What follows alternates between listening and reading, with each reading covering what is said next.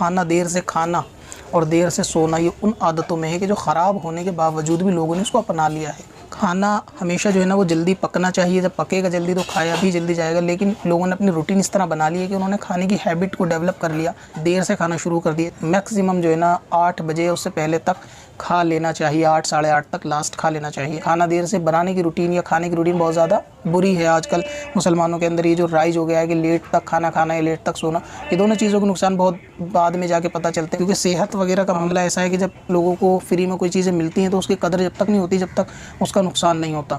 तो ये जो देर से सोने का मामला होता है या खाने का, बदहज़मी का या सेहत के दूसरे मामले होते हैं ना, ये इसकी शुरुआत छोटी चीज़ों से ही होती है। जो बैड हैबिट होती हैं उनसे शुरुआत होते मामला जो है ना आगे दिमाग का कमज़ोर होना, हाजमे का कमज़ोर होना, नज़र का कमज़ोर होना, जिस्मानी कमज़ोर होना, शुगर वगैरह होना, ये सब चीज़ें बाद में चल के मालूम चलती हैं। तो खाना हमेशा जल्दी खाना चाहिए।